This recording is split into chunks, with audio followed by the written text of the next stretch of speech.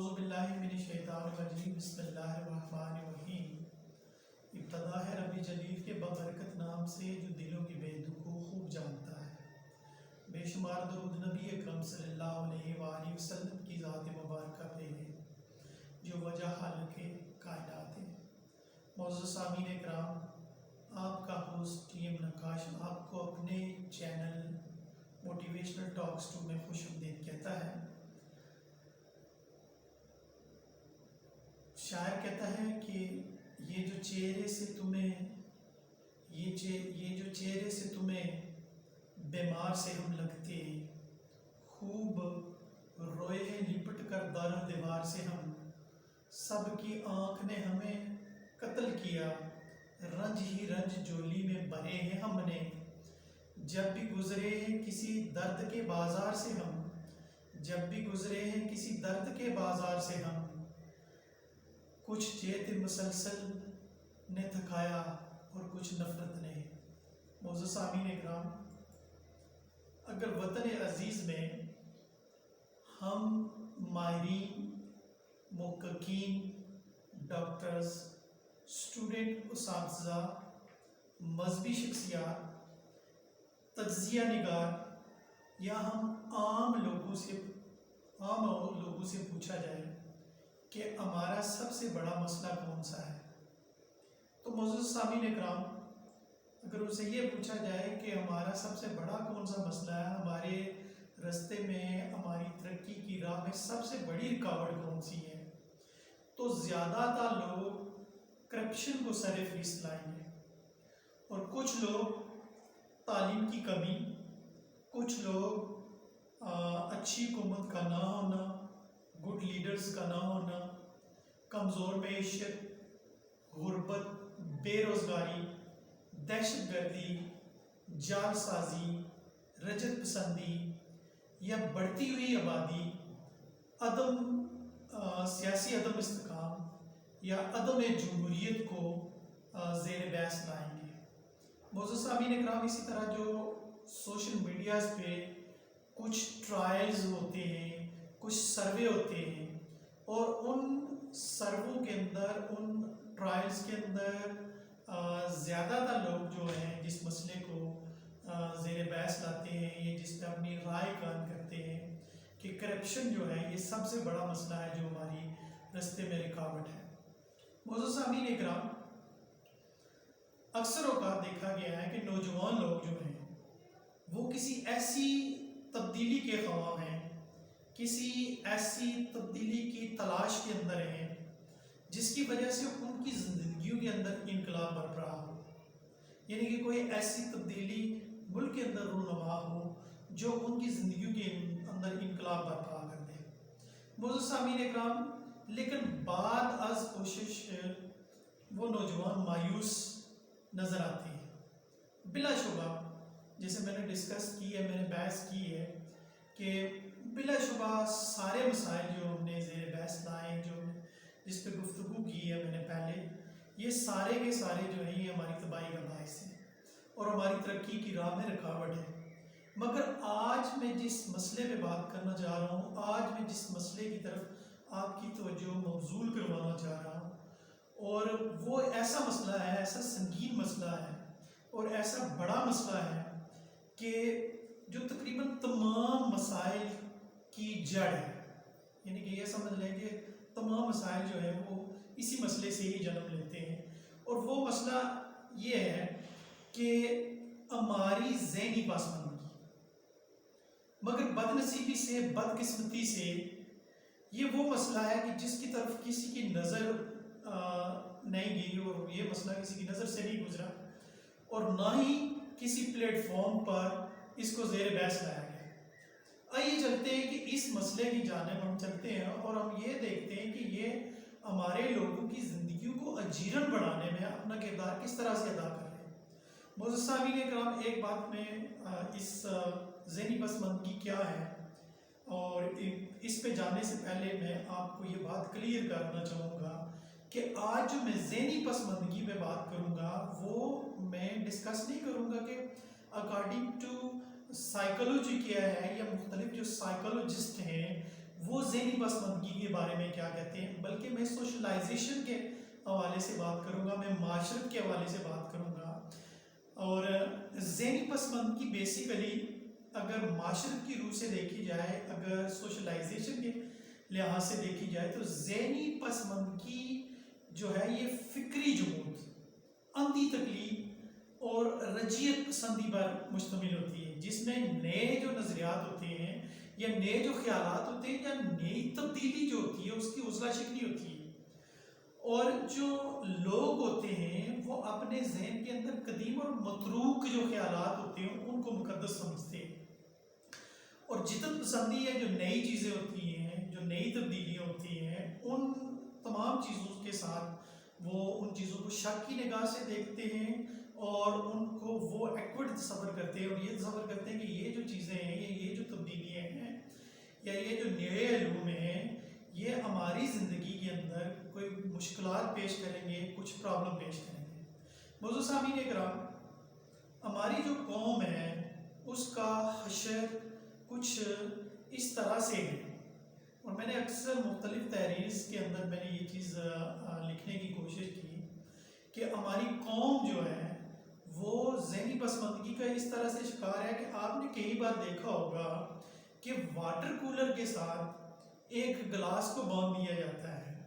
اور باندھنے والے کا یہ خیال ہوتا ہے کہ وہ میرا گلاس چوری نہ ہو جائے،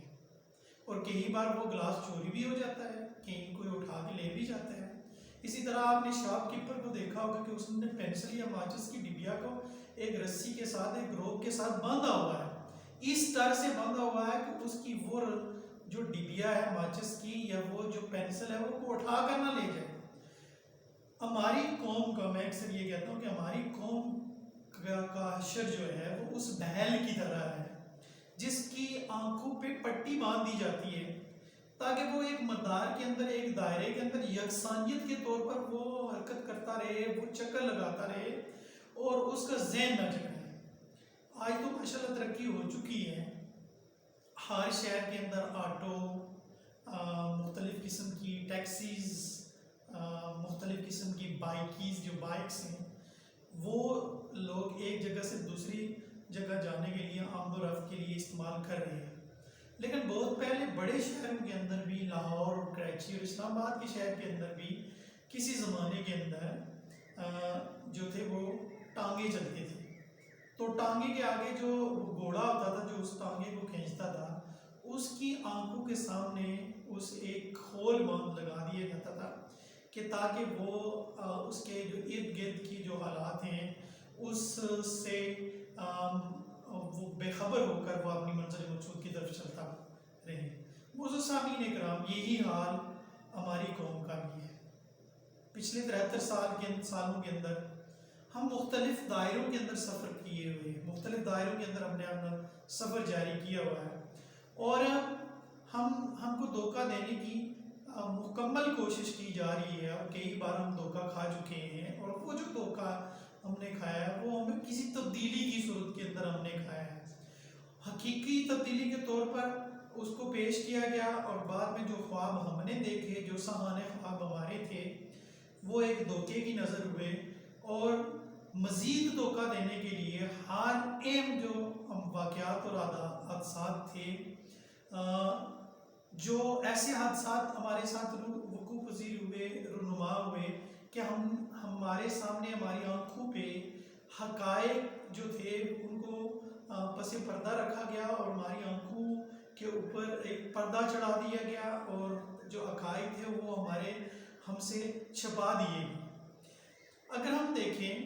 کہ یہ جو پٹی ہماری قوم کی آنکھوں پہ باندھ دی گئی ہے یا باندھ دی ہوئی ہے، اس پس منظر کے اندر ہماری قوم بد نصیبی سے اس چیز سے بھی ناواقف ہے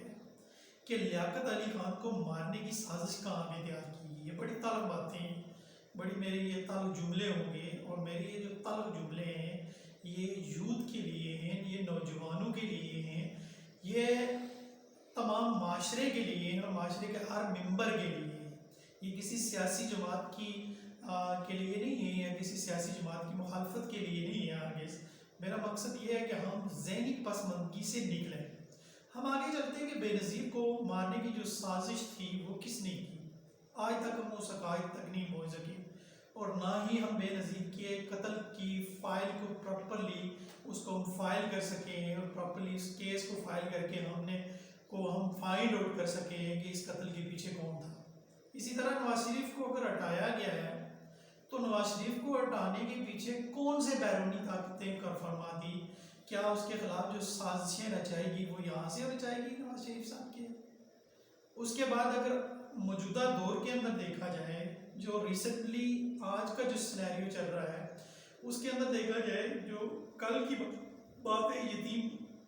خانہ چوک لاہور کے اندر جو تحریک لبیک کے نوجوانوں کے ساتھ جو کارکنوں کے ساتھ جو کچھ ہوا ہے اس کے پیچھے کون سے حقائق ہیں، اس کے پیچھے کون سی حقیقتیں ہیں.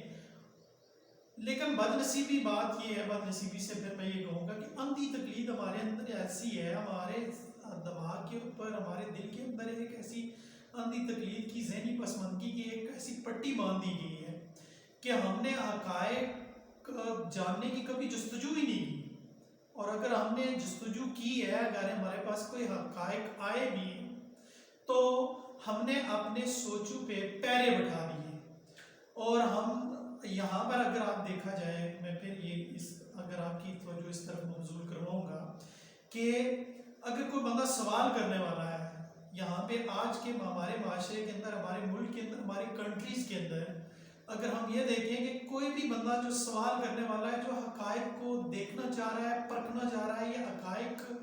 کو تلاش کرنا چاہتا ہے، تو اگر وہ کسی سے سوال کرتا ہے، چاہے وہ سوال کسی حکمران سے ہے، چاہے وہ سوال کسی حکومت کے کسی نمائندے سے ہے، چاہے وہ سوال کسی ہاسپیٹل کے ڈاکٹر سے ہے، چاہے وہ سوال کسی پروفیسر سے ہے، کسی انجینئر سے ہے، کسی استاد سے ہے، کسی معلم سے ہے، کسی امام سے ہے، کسی قاری سے ہے، کسی پیر سے ہے یا کسی مریض سے ہے یا کسی سیاسی کارکن سے ہے وہ سوال، اور وہ کسی حقائق کی تلاش میں ہے، تو یا وہ سوال والدین سے ہے، والد سے ہے یا والدہ سے ہے. لیکن ہمیں بڑی مایوسی ہوتی ہے کہ سوال کرنے والے کو جواب نہیں دیا جاتا، بلکہ اس کو حقائق سے باخبر نہیں کیا جاتا، اس کو حقائق نہیں بتائے جاتے، اس کو جو حق ہوتا ہے وہ نہیں بتایا جاتا اور اس کو اپریس کیا جاتا ہے، اس کو دبایا جاتا ہے. اس کی بنیادی وجہ یہ ہے کہ ہم یکسانیت کا شکار ہو چکے ہیں. اور یکسانیت کیا ہے کہ ہم کسی ایک جو پیرا ہے، کسی ایک جو سسٹم ہے، جو ہمارا ایک نظریہ ہے، چاہے وہ ہمارا غلط نظریہ بھی ہے، ہم اس پہ بڑے پابند ہو چکے ہیں اور ہم ذہنی پستی کا شکار ہیں. ہم یوں تو آپ نے بھی سنا، میں نے بھی سنا، ہمارے میڈیا سے، ہمارے اخبارات سے، لوگوں سے،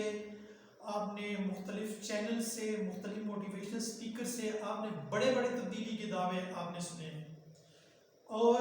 ہم مثالیں دے رہے ہوتے ہیں، ہم انگلینڈ کی مثال دے رہے ہوتے ہیں، ہم امریکہ کی مثال دے رہے ہوتے ہیں، ہم کینیڈا کی مثال دے رہے ہوتے ہیں، ہم مختلف یورپ کے ممالک کی مثال دے رہے تھے. وہاں پہ ایسے ڈسپلن ہے، وہاں پہ لوگ ایسے ڈسپلن قائم کر رہے ہیں، وہاں کا نظام تعلیم ایسا ہے، وہاں کا جو نظام حکومت ہے وہ ایسا ہے، وہاں کا عدالتی نظام ایسا ہے. میں نے بہت سارے یہ ایسے دعوے سنے ہیں اور میرا ذاتی طور پر تجربہ ہے کہ جب بھی میں فارن سے اپنے ملک کے اندر آیا اور جو لوگ مجھے تبدیلی کے دعوے یا درس دیتے رہے، جو ہمارے نظام کو خریدتے رہے، میں نے دیکھا کہ جب وہ ایئرپورٹ پہ وطن عزیز پہ انہوں نے واپسی پہ پہلا قدم رکھا تو سب سے پہلے انہوں نے ایئرپورٹ پہ لائن کو توڑنے میں فخر محسوس کیا اور بڑے فخر کے ساتھ انہوں نے لائن کو توڑا اور ڈپٹی پہ بیٹھے ہوئے شخص کے ساتھ ہلڑ بازی کی، اس کے ساتھ بدتمیزی کی. معزز سامعین اکرام، یاد رکھیں کہ قومیں اس وقت تشکیل پاتی ہیں، ایک بڑا جملہ ہے کہ قومیں اس وقت تشکیل پاتی ہیں کہ جب وہ ذہنی طور پر ترقی کریں گی، جب وہ ذہنی طور پر ترقی یافتہ ہوں گے، جب قوم کے اندر نئی سوچ پیدا ہوگی، قوم کے اندر جدت آئے گی. اور میری جدت ہرگز جدت سے مراد یہ نہیں ہے کہ ہم اپنے کلچر کو چھوڑ دیں، ہم اپنے اسلاف کو چھوڑ دیں، ہم اپنی تہذیب کو چھوڑ دیں، نہیں، یہ بات نہیں ہے. لیکن اندھی تقلید سے ہم ضرور بچیں. ہم ایک ہماری جو شخصیت پرستی ہے اس سے ہم بچیں. ہماری جو سیاست کے اندر جو سیاسی ہماری وابستگی ہوتی ہے کسی سیاسی جماعت کے ساتھ ہوتی ہے، ہم اس کا ہر اچھا اور برا جو فعل ہوتا ہے ہم اس کو تعریف پیش کر رہے تھے اور ہم دوسرے کو نیچا دکھانے کے لیے ہر ممکن کوشش کر رہے تھے. معزز سامعین کرام، اگر ہم اپنے کردار پر نظر ثانی کریں، اگر ہم یہ دیکھیں، اگر یہ ہم نظر ثانی کریں کہ ہمارے جو مدارس ہیں، ہمارے جو سکولز ہیں، ہمارے جو کالجز ہیں، ہمارے جو یونیورسٹیز ہیں، وہ جس مقصد کے لیے ہم نے وہ قائم کیے تھے وہ مقاصد پورے کر رہے ہیں یا نہیں کر رہے. اور ہم جب بھی ہم اپنے حق کے لیے سوال کریں اور ہمیں اس کا جواب ملے گا اور وہ جواب مثبت ہوگا، وہ جواب منفی نہیں ہوگا. جب مثبت ہوگا، جب ہمارے اندر کسی سیاسی جماعت کی اندھی تقلید نہیں ہوگی، کسی سیاسی گروہ کی اندھی تقلید نہیں ہوگی، ہمارا جو نعرہ ہوگا وہ صرف ہمارے گروہ یا ہمارے مسلک کے لیے نہیں ہوگا. جب ہماری سوچ عالمگیر ہوگی، میں سمجھتا ہوں اور میں محسوس کرتا ہوں کہ ہم اس وقت ایک قوم بنیں گے اور ہم اس وقت ترقی کریں گے. جب تک یہ ساری باتیں ہمارے ذہن کے اندر ترقی نہیں کرتی، پیوست نہیں ہوتی، پروان نہیں چڑھتی، اس وقت تک ہم جتنے بھی نظاموں کو بدلیں گے، جتنے بھی سسٹمز کو بدلیں گے، جتنے چہروں کو بدلیں گے، تو وہ جس چہرہ ہی بدلنا ہوگا وہ نظام کے اندر تبدیلی نہیں لائے گا. ہمیں سب سے پہلے اپنے سوچنے اور جو سمجھنے کے انداز ہے اس کو بدلنا ہوگا. ہمیں اپنے محسوس کرنے والے انداز کو بدلنا ہوگا. جب ہم یہ باتیں ساری چیزیں بدلیں گے، جب ہم ذہنی پسماندگی سے نکلیں گے، تو معزز سامعین کرام ہم ایک قوم بنیں گے، ہم ترقی کریں گے. میں سمجھتا ہوں کہ ہماری ترقی میں سب سے جو بڑی رکاوٹ ہے، جس طرح سے میں اپنی گفتگو میں نے بات کی ہے کہ ہماری ترقی کے اندر جو سب سے بڑی رکاوٹ ہے وہ ہماری ذہنی پسماندگی ہے. اور میں نے ذہنی پسماندگی کو بڑا بریفلی آپ کے سامنے ڈسکس کیا ہے.